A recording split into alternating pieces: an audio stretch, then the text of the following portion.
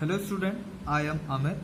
This is the sixth video on your chapter linear equations in one variable, and in this video we are going to discuss question number 10 and onwards question of exercise 8.5. Okay, so let's start it. Here we have a question number 10. One of the digit of a two-digit number is 4 times than the other. किसी two digit number की एक digit दूसरे digit से कितनी ज्यादा है? 4 times.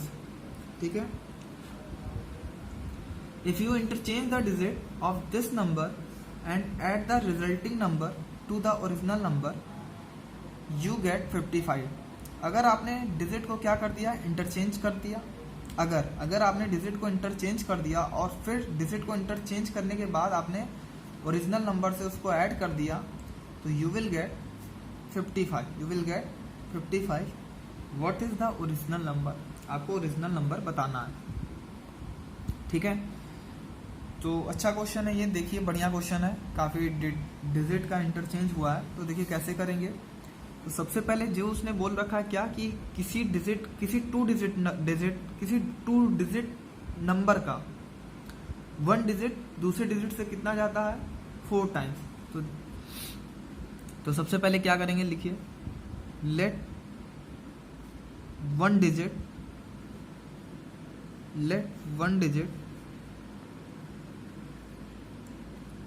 Of to digit number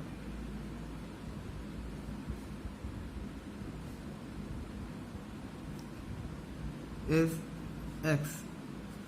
किसी two digit number का हमने वन डिजिट या यूनिट डिजिट बोल लीजिए, उसको मैंने x कंसीडर किया है. क्या कंसीडर किया है? x. ठीक है. अदर डिजिट क्या हो जाएगा? Other digit of to digit number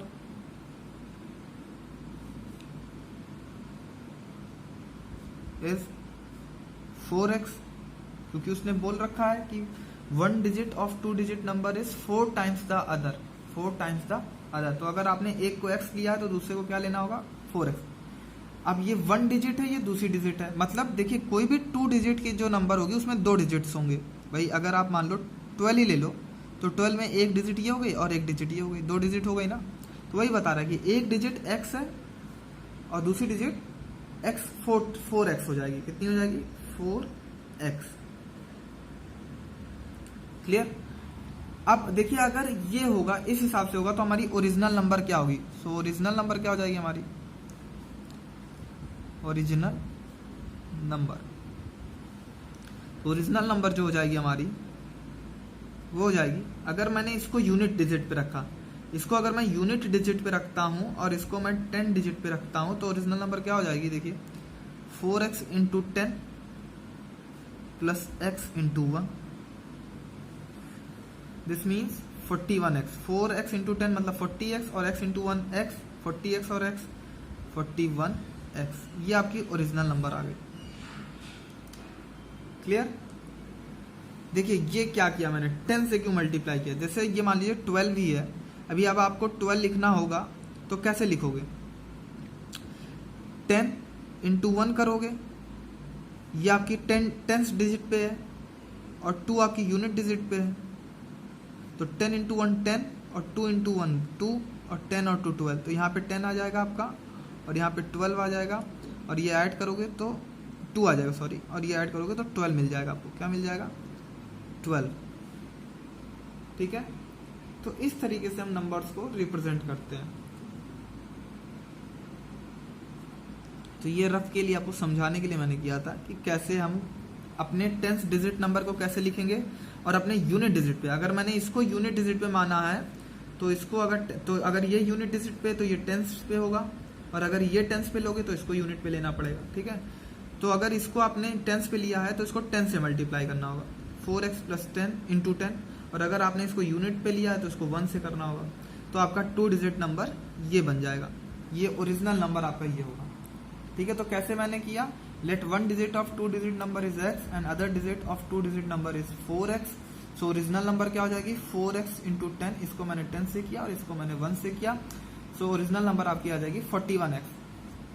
now अब क्या किया जा रहा है, अब किया जा रहा है ये है कि डिजिट्स को इंटरचेंज किया जा रहा है। देखिए यहाँ पे if you interchange the digit of this number, ठीक है, and add the resulting number to the original number you will get 55।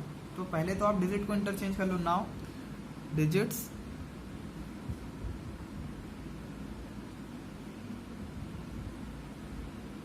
Are interchanging. अब डिजिट क्या हो रही है, इंटरचेंज हो रही है, इंटरचेंजिंग।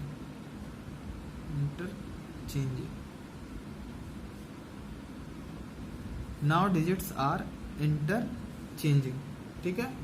तो इंटरचेंज हो जाएगी, यानी कि जो आपकी यूनिट डिजिट पे है वो टेंस पे आ जाएगी, और जो टेंस पे है वो कहाँ चली जाएगी, यूनिट डिजिट पे। जैसे मैं यही बोलूं कि अगर इनको इंटरचेंज करना है तो कैसे लिखोगे, 2 और 1, ये इधर आ जाएगा, ये इधर आ जाएगा। तो वही यहाँ पर है कि जो आपके यूनिट डिजिट पे वो टेंस पे आ जाएगी, जो टेंस पे है वो यूनिट पे।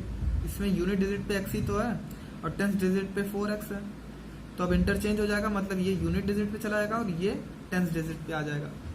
तो अब x आपका टेंस डिजिट पे आ जाएगा, और जब x टेंस डिजिट पे आएगा तो क्या करना होगा, x को 10 से मल्टीप्लाई करना होगा, तो 10 इंटू एक्स करेंगे, और 4x आपका यूनिट डिजिट पे चला जाएगा तो इसको 1 से मल्टीप्लाई करेंगे। जैसे मैंने बताया था कि अगर कोई नंबर यूनिट डिजिट पे होता है तो 1 से मल्टीप्लाई करते हैं, जैसे यहाँ किया था, और अगर टेंस डिजिट पे होगा तो 10 से मल्टीप्लाई करेंगे। तो इस बार हमारे पास टेंस डिजिट पे x है तो इसको मैंने 10 से किया, और यूनिट डिजिट पे हमारे पास 4x था तो इसलिए 4x कर लिया, तो नंबर इंटरचेंज हो गया। तो ये नंबर कितना आ जाएगा इंटरचेंज होने के बाद, 14x। देखिए 10x और प्लस 4x 14x। अब आपको क्या करना है, अकॉर्डिंग टू क्वेश्चन के अकॉर्डिंग आपको ये करना है कि इन दो नंबर का जो ऐड होगा वो 55 आ रहा है, इन दो नंबर का, यानी जो ओरिजिनल नंबर थी और जो इंटरचेंज करने के बाद नंबर मिली, इनका जो सम है वो 55 आ रहा है। तो ओरिजिनल नंबर थी आपकी 41x और इंटरचेंजिंग नंबर है आपके 14x, और इनका जो सम होगा वो 55 आएगा। लिखा है देखिए, if you interchange the digit of the number and add the resulting number, यानी जो नंबर आपको मिली resulting number, to the original number this one, you will get 55।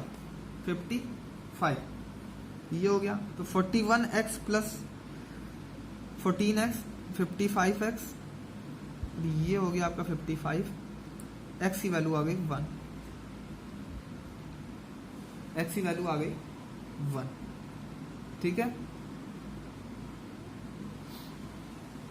Then क्या करेंगे, देन जो आपकी x की वैल्यू आई है इसको आप यहाँ ओरिजिनल नंबर में वैल्यू में पुट कर दोगे, आपको आपका ओरिजिनल नंबर मिल जाएगा, ठीक है। तो चलिए देखते हैं। सो ओरिजिनल नंबर हमारा कितना है, या तो आप ऐसे प्लेस कर लो, या तो ओरिजिनल नंबर जो आपने लिखा था पहले, क्या लिखा था, 10 into 4x plus x into 1, यहाँ पे या तो x की वैल्यू प्लेस कर लो, ठीक है, यहाँ पे प्लेस कर लोगे तब भी आएगा, या इनका जो ऐड आया था 41x उस पर भी प्लेस कर लो तब भी आपको मिल जाएगा। तो ओरिजिनल नंबर आपका क्या हो जाएगा, देखिए यहाँ से अगर यहाँ 1 पुट करते हैं तो 4 1 जा 4 और 4 इंटू 10 40, और यहाँ पे 1 तो 1 इंटू 1, x 1 आया है तो 1 इंटू 1 1, और 1 यहाँ ऐड कर लो तो वैल्यू क्या मिलेगा आपको 41। तो ये आपका ओरिजिनल नंबर आ जाएगा, 41 आपका ओरिजिनल नंबर आ जाएगा। और यही आपसे पूछा था कि what is the original number, तो यही आपका ओरिजिनल नंबर हो जाएगा। अब आप रिजल्ट कंफर्मेशन करना चाहो तो कर सकते हो। देखो 41 ये आ गया, अगर हम डिजिट को इंटरचेंज करेंगे तो 14 आ जाएगा, भाई ये इधर आ जाएगा, ये इधर आ जाएगा। तो 41 आपकी ओरिजिनल नंबर, और इंटरचेंज करने के बाद 14 और इनको ऐड करो 55 मिल जाएगा। और यही वो बता रहा था कि अगर हम डिजिट को इंटरचेंज करें तो हमको 55 मिल रहा है। तो देखिए 55 आपको मिल रहा है ऐड करने पे, ठीक है। तो यहाँ से आपका रिजल्ट कंफर्म हो गया कि आपने जो किया है बिल्कुल करेक्ट किया, ठीक है। नेक्स्ट क्वेश्चन पे चलते हैं, question number 11। The ratio of L and B of rectangular plot be 7:4। एक रेक्टेंगुलर प्लॉट का लेंथ और ब्रेथ की जो रेशियो है वो 7:4 है। The total cost of fencing the plot at the rate of ₹100 per meter is 55,000 sorry. What is the dimension of plot, what is the dimension of plot. Ratio है L और B में, आपको L और B का ratio given है किसी rectangular plot का। L और बी का रेशियो मतलब लेंथ और ब्रेथ का रेशियो गिवन है, ये लेंथ और ब्रेथ का रेशियो है। Total cost of fencing, fencing में टोटल कॉस्ट कितनी आई है 55,000 रुपये, 55,000, और किस रेट से आई है 100 रुपीज़ पर मीटर, यानी आपको अगर 1 मीटर को फेंसिंग कराना है तो आपको 100 रुपये देने होंगे। तो देखिए जरा, अगर हम ये अपनी रेक्टेंगुलर प्लॉट मान लें तो ये एल हो गया और ये हो गया उसका बी।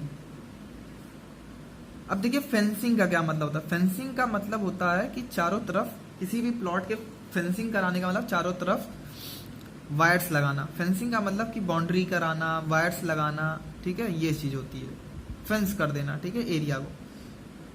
तो चारों तरफ वायर लगाने का मतलब क्या हुआ, देखिए अगर मैं यहाँ से वायरिंग स्टार्ट करूँ, मतलब वायरिंग क्या मतलब वायर लगाना स्टार्ट करूँ, तो पहले इस पोर्शन को कवर करूंगा, देन इसको कवर करूंगा, देन इसको कवर करूंगा और देन इसको कवर करूंगा।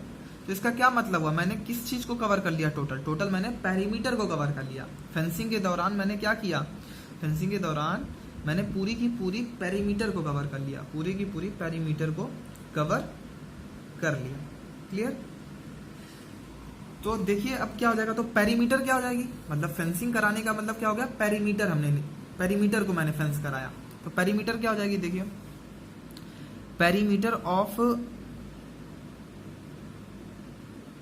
Perimeter of rectangular plot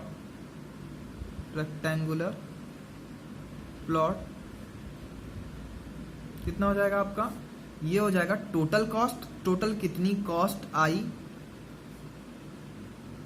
divide by पर मीटर कॉस्ट,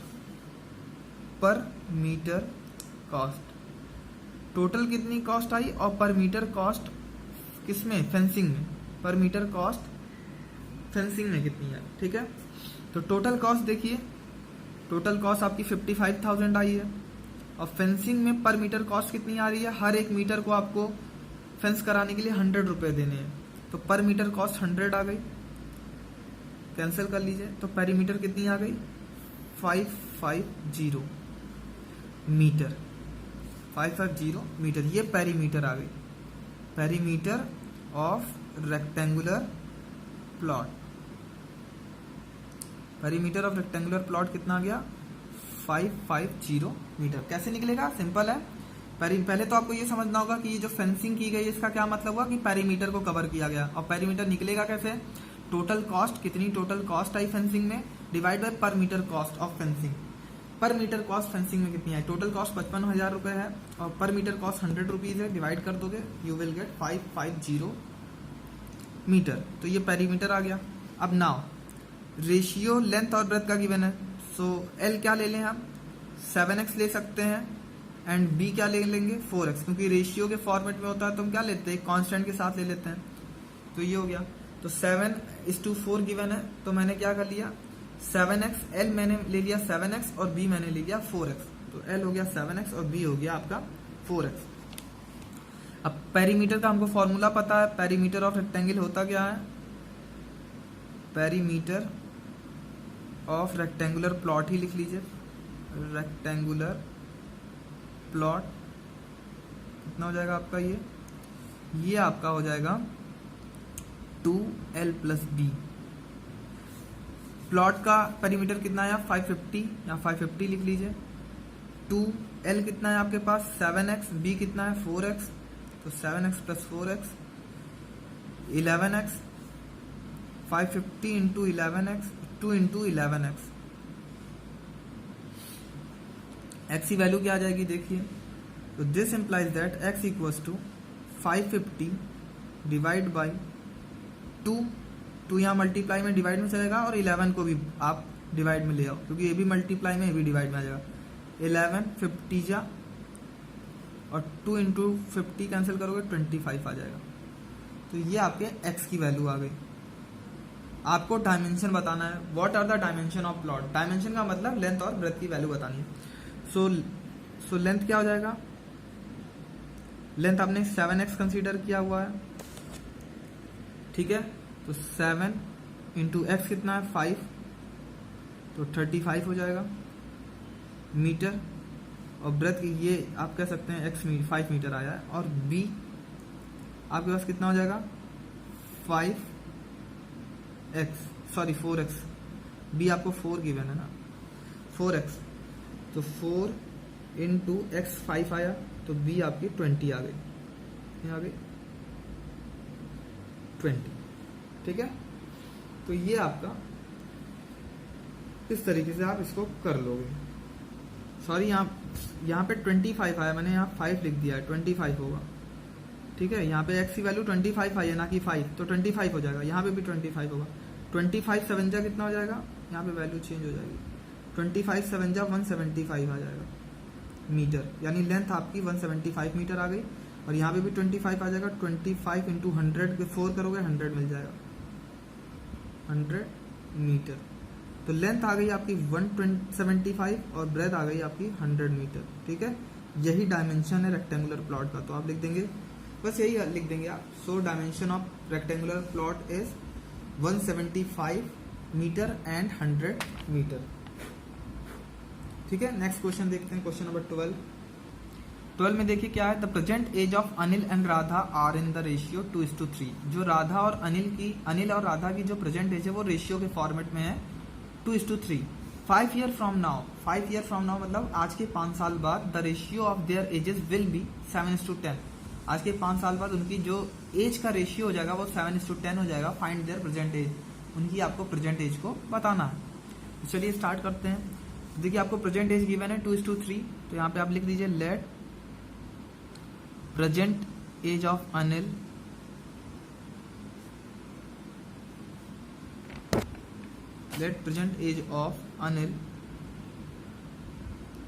इज, अब रेशियो के अकॉर्डिंग देखें तो अनिल और राधा की कितनी है 2:3, तो अनिल की हो जाएगी 2x और राधा की कितनी हो जाएगी, present age of Radha is 3x, और यहाँ b कर दीजिए, इज नहीं होगा, लेट b, ठीक है। Let present age of Radha be, let present age of Anil be 2x and present age of Radha be 3x। Year आप लिखना चाहें तो यहाँ पे ईयर्स भी लिख सकते हैं, years 2x years and 3x years, ठीक है। ये हो गया। देन 5 ईयर फ्रॉम नाउ, फिर उसके बाद कह रहा है 5 ईयर फ्रॉम नाउ, तो 5 year from now,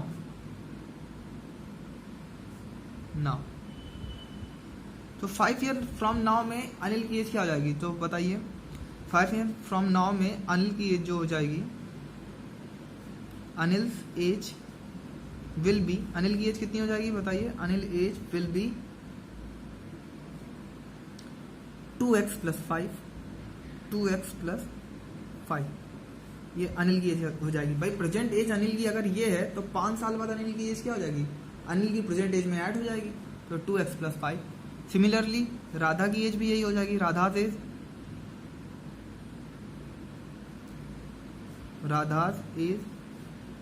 will be,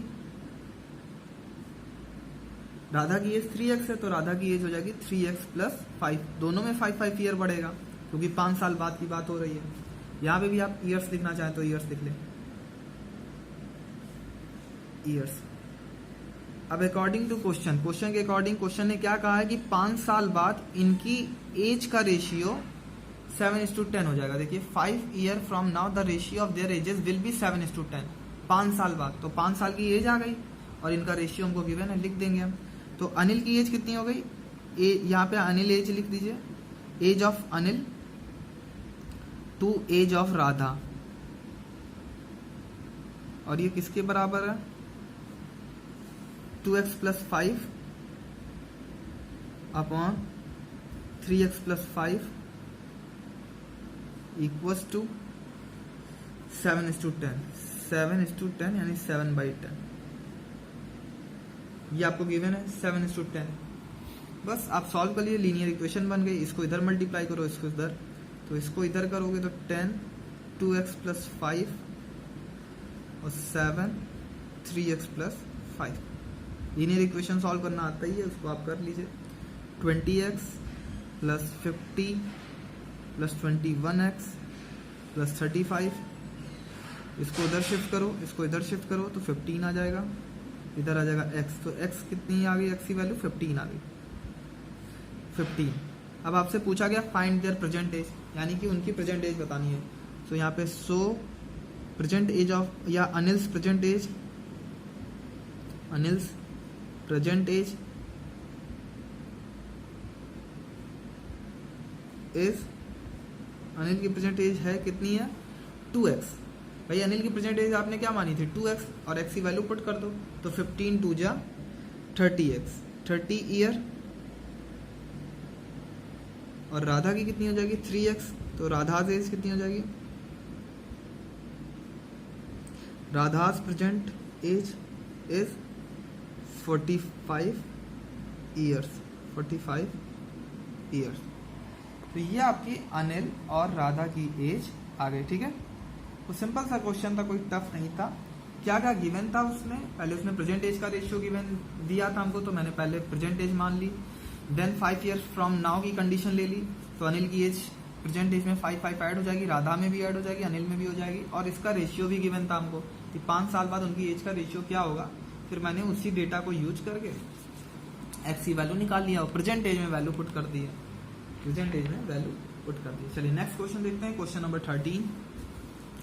the denominator of a rational number is greater than it's numerator by 11।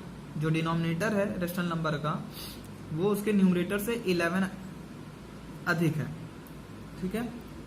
यानी अगर न्यूमरेटर अगर मान ले 2 है तो डिनोमिनेटर कितना होगा 13 होगा, 11 ज्यादा है तो 11 ऐड कर दीजिए, ठीक है।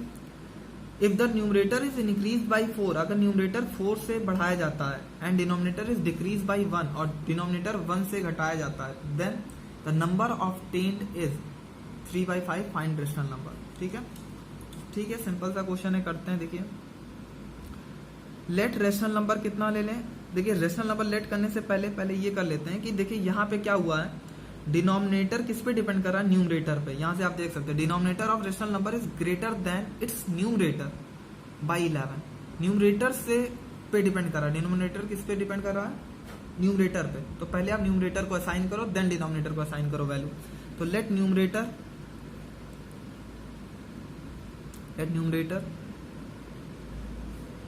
Of rational number,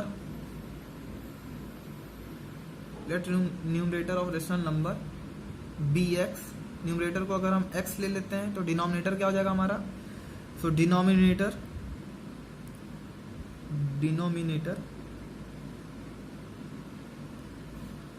of rational number b अब कितना हो जाएगा, देखिए डिनोमिनेटर कितना जाता है, denominator of rational number is greater than it's numerator by 11। Numerator से 11 अधिक है, तो न्यूमरेटर x है और उससे 11 जाता है डिनोमिनेटर। तो आपकी रेशनल नंबर क्या आ जाएगी, सो रेशनल नंबर।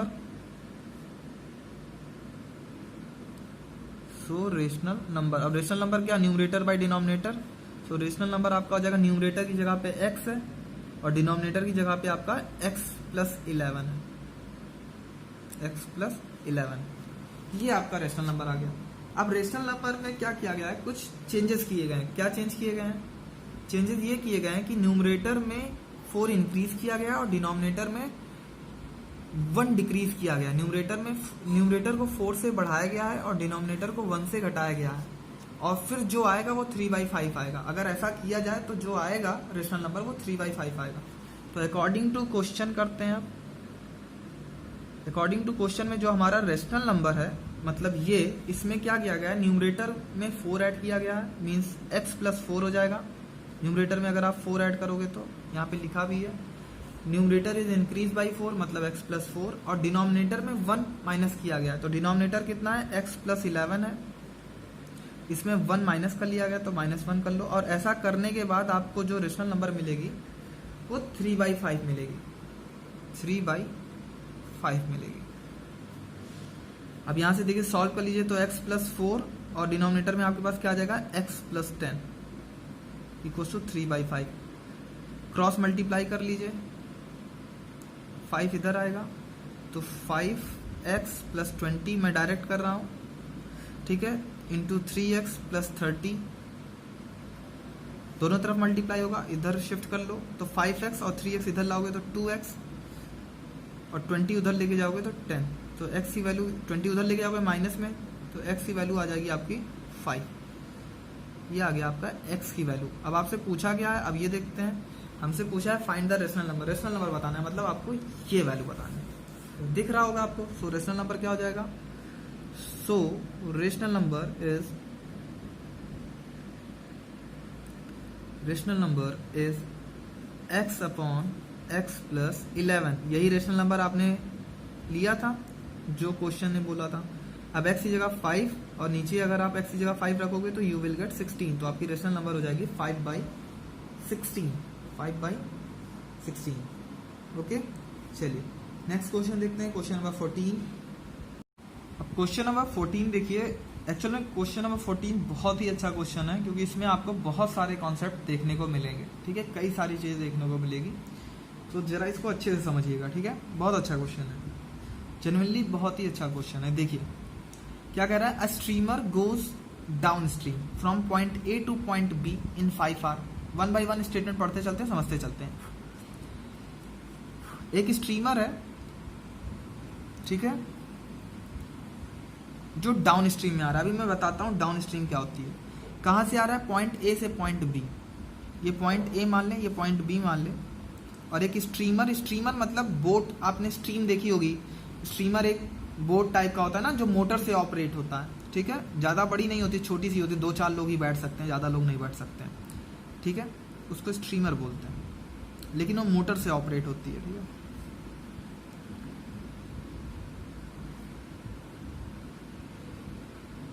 ये ए और बी पॉइंट है, तो एक स्ट्रीमर ए पॉइंट से बी पॉइंट की तरफ आ रहा है डाउन स्ट्रीम में। ठीक है, अभी मैं बताता हूँ डाउन स्ट्रीम होता क्या, और कितने टाइम में आ रहा है? 5 आवर में होता है। कितने टाइम में आ रहा है? 5 आवर में आ रहा है, यानी इसको ए पॉइंट से बी पॉइंट आने में 5 आवर्स लग गए। अब समझते हैं डाउन स्ट्रीम क्या होता है। देखिए डाउन स्ट्रीम का मतलब होता है, अब जैसे ये स्ट्रीमर है, स्ट्रीमर कहाँ पे चलेगी? मानी बात है, रिवर में ही चलेगी, पानी में ही चलेगी। ठीक है, तो डाउन स्ट्रीम का मतलब ये हुआ कि जिस डायरेक्शन में पानी फ्लो कर रहा है, जिस डायरेक्शन में आपकी रिवर फ्लो कर रही है, उसी डायरेक्शन में आपका बोट आ रहा है। उसी डायरेक्शन में आपकी बोट या स्ट्रीमर जो भी लेके आ रहे हो, ठीक है, जो भी लेके आ रहे हो उसी डायरेक्शन में लेके आ रहे हो। ये हो गया। ठीक, सपोज ये आपकी स्ट्रीमर है और आपने अपनी स्ट्रीमर को भी इसी डायरेक्शन में लेके आए। अगर आप अपनी स्ट्रीमर को जिस डायरेक्शन में वाटर फ्लो कर रहा है उसी डायरेक्शन में लेके जाओगे, इसको बोलेंगे हम डाउन स्ट्रीम। और अगर आप अपनी स्ट्रीमर को वाटर के अगेंस्ट लेके जाओगे, मतलब जैसे सपोज करिए अभी वाटर तो इधर बह रहा है, ये तो चेंज होने वाला नहीं है कि थोड़े टाइम इधर बहेगा फिर इधर बहने लगा, ऐसा तो होता नहीं। नदी तो एक ही डायरेक्शन में बहती है। अब चाहे वो इधर से इधर बह सकती है, चाहे वो इधर से इधर। तो स्ट्रीमर क्या किया, वो फर्स्ट टाइम में ए पॉइंट से बी पॉइंट पे आ रहा, और इस टाइम तक क्या हुआ, या इस पीरियड में क्या हुआ कि जिधर नदी बह रही थी उधर ही स्ट्रीमर भी जा रहा था। फिर और कितना टाइम लगा उसको ऐसा करने में? 5 आवर। देन देखते हैं आगे क्या कह रहा है। It covers the same distance in up stream in 8 hour. इसने सेम डिस्टेंस को कवर किया है अप स्ट्रीम में, लेकिन 8 घंटे लग गए। यानी कि अब इस बार ये ए से बी पहुंचा, फिर बी से ए आया होगा। स्ट्रीमर किधर से आया होगा? बी से ए की तरफ आया होगा। ठीक है, तो इसको क्या बोलेंगे? अप स्ट्रीम बोलेंगे। क्यों? क्योंकि स्ट्रीमर तो ऐसे आ रहा है और वाटर कैसे फ्लो कर रहा है आपका? वो तो ऐसे ही फ्लो कर रहा था। भाई नदी का पानी तो चेंज हो नहीं जाएगा, वो तो जिस डायरेक्शन में फ्लो कर रहा था पहले, वो अभी भी उसी डायरेक्शन में फ्लो करेगा। स्ट्रीमर की डायरेक्शन चेंज हो गई, पहले स्ट्रीमर ऐसे जा रहा था, अब स्ट्रीमर ऐसे जा रहा है। तो देखिए ना, अब इसको इस टाइम 8 घंटे लग गए। ऐसा अब इस बार इसको बी से ए आने में 8 घंटे लग गए, और पहली बार में क्या हुआ था? 5 घंटे ही लगे थे। अब ऐसा क्यों हुआ? क्यों टाइम बढ़ गया? देखिए स्पीड कम हो जाएगी, मानी बात है, क्योंकि रेजिस्टेंस आ जाएगा। पिछली बार कोई रेजिस्टेंस नहीं था। एक तो आपकी बोट की स्पीड प्लस आपकी वाटर की स्पीड, दोनों चीज आपके फेवर में है, तो इसलिए अच्छी स्पीड मिल जाएगी आपको। इस बार ऐसा नहीं होगा। इस बार बोट की स्पीड तो है, ठीक है, लेकिन वाटर की स्पीड क्या है? इधर डायरेक्शन में और बोट की स्पीड इधर डायरेक्शन में, तो कुछ रेजिस्टेंस मिलेगा ना वाटर का, और जो आपकी स्पीड को क्या करेगा, कम करेगा, जो आपके स्ट्रीमर की स्पीड को क्या करेगा, कम। और स्पीड कम हो गई तो टाइम ज़्यादा लग जाएगा, स्पीड कम हो गई तो टाइम ज़्यादा लग जाएगा। ठीक है, यहाँ पे स्पीड ज़्यादा हो गई थी, क्यों, क्योंकि वाटर भी इधर स्ट्रीमर भी इधर, दोनों के दोनों एक ही फेवर में है, तो इस टाइम कम लग गया था। ठीक है, तो ये था ओवरऑल कॉन्सेप्ट। अब इस कंडीशन को बोलते हैं अप स्ट्रीम, जब आपकी बोट या आपकी स्ट्रीमर वाटर के अगेंस्ट फ्लो करेगी या वाटर के अगेंस्ट फ्लोट करेगी तो अप स्ट्रीम का केस बोलते हैं, और जब वाटर के साथ ही फ्लो करेगी तो उसको बोलते हैं डाउन स्ट्रीम। क्या बोलते हैं, डाउन स्ट्रीम। तो अप स्ट्रीम में 5 घंटे लगे थे, सॉरी डाउन स्ट्रीम में 5 घंटे लगे थे, और अप स्ट्रीम में कितने घंटे लगे हैं, 8 घंटे, सेम डिस्टेंस को ट्रेवल करने में। यानी ए से बी तक जाने में 5 घंटे लगे थे और बी से ए तक आने में 8 घंटे लगे। आगे पढ़ते हैं। If the speed of stream is 3 kilometre per hour, stream मतलब जो आपकी नदी बह रही है, स्ट्रीम का मतलब क्या होता है, धारा, स्ट्रीम का मतलब धारा, इसी को बोलते हैं स्पीड ऑफ करंट भी, स्पीड ऑफ करंट। तो आपको क्या क्या गिवन है, देखिए स्पीड ऑफ स्ट्रीम गिवन है, यानी आपकी जो नदी बह रही है उसकी स्पीड गिवन है, स्पीड ऑफ स्ट्रीम यानी जो आपकी नदी फ्लो कर रही है उसकी स्पीड गिवन है। तो स्पीड ऑफ स्ट्रीम कितना हो जाएगा, 3 kilometre per hour, 3 kilometre per hour speed of stream हो गई। आगे देखते हैं क्या गिवन है हमको, find the speed of streamer, जो आप स्ट्रीमर लेके जा रहे हो इसकी क्या स्पीड रही होगी, इसकी क्या स्पीड रही होगी, जो स्पीड से आप गए हो उसी स्पीड से ही आए होगे। ठीक है, स्पीड वही है, बस टाइम जो फर्क आया वो इस वजह से आया स्पीड ऑफ स्ट्रीम की वजह से, क्योंकि इस बार इसने फेवर किया और इस बार इसने हमको क्या किया, रेजिस्ट किया। ठीक है, तो स्पीड ऑफ स्ट्रीमर आपको बताना है स्टिल वाटर में, स्टिल वाटर मतलब शांत जल, यानी कि जब वाटर हम ये मान लें कि वाटर फ्लोट ना कर रहा हो, ठीक है, उस टाइप के केस के। And distance between point A to B, और ए और बी के बीच में कितनी डिस्टेंस है ये बताना है। तो स्पीड ऑफ स्ट्रीमर 3 किलोमीटर पर आ रहा है, और स्पीड ऑफ हम अपने स्ट्रीमर की मान लें, स्पीड ऑफ स्ट्रीम आपको गिवन है 3 किलोमीटर पर आवर, और स्पीड ऑफ स्ट्रीमर, स्ट्रीमर मतलब वही जो बोट आप लेके जा रहे हो, तो स्पीड ऑफ स्ट्रीमर को हम x मान लेते हैं कि x किलोमीटर पर आवर की स्पीड से चल रही है in still water, speed of streamer in still water, still water, still water मतलब जब वाटर फ्लो ना कर रहा हो। ठीक है, तो आपको यहां से देखिए दोनों केसेस में क्या हुआ, डिस्टेंस सेम है, क्योंकि डाउन स्ट्रीम में क्या हुआ, स्ट्रीमर ए से बी पॉइंट पे गया, अप स्ट्रीम में क्या हुआ, स्ट्रीमर बी पॉइंट से ए पॉइंट पे आया, तो दोनों ही केसेस में क्या हुआ, डिस्टेंस सेम है। तो यहाँ पे आप लिखेंगे distance covered is same,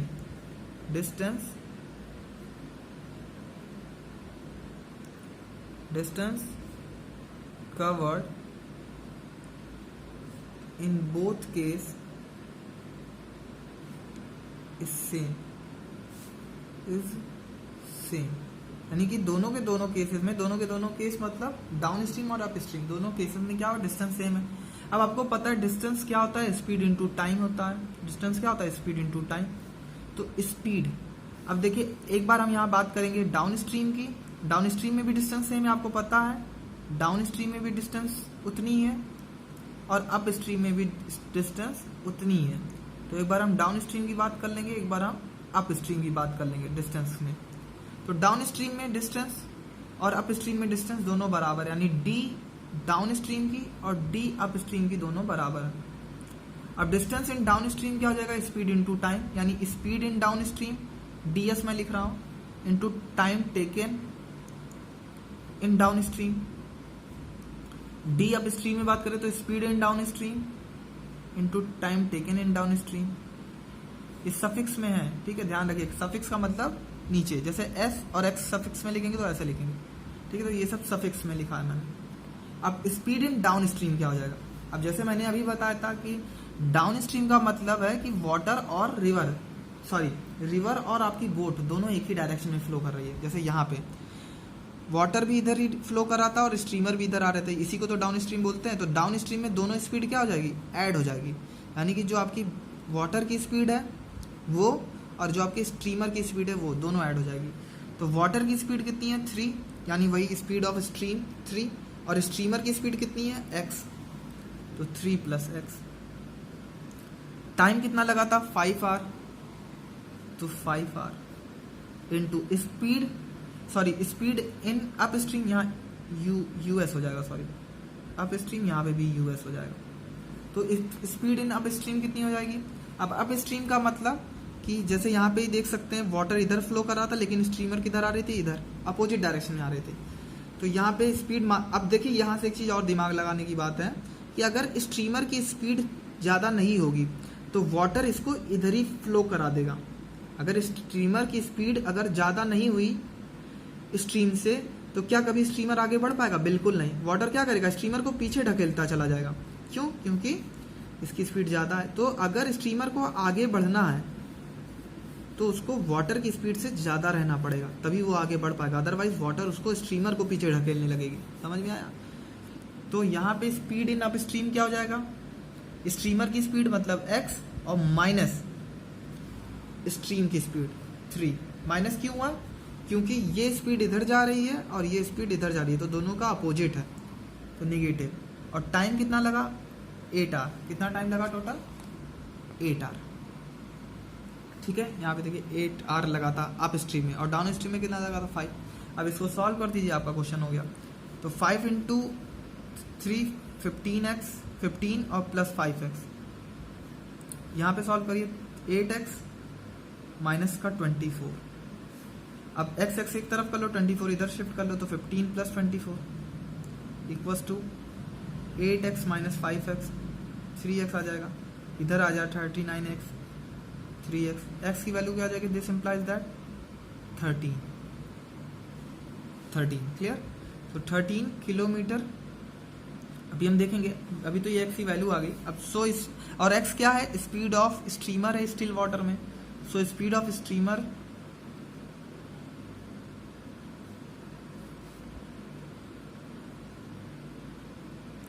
in still water.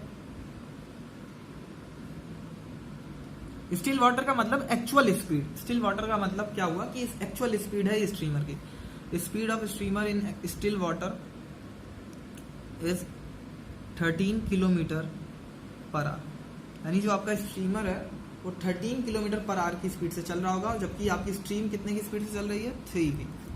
ठीक है, तो आपकी एक्सरसाइज 8.5 खत्म हो गई, और आपका साथ ही साथ चैप्टर भी लीनियर इक्वेशन खत्म हो गया। ठीक है, सो थैंक यू।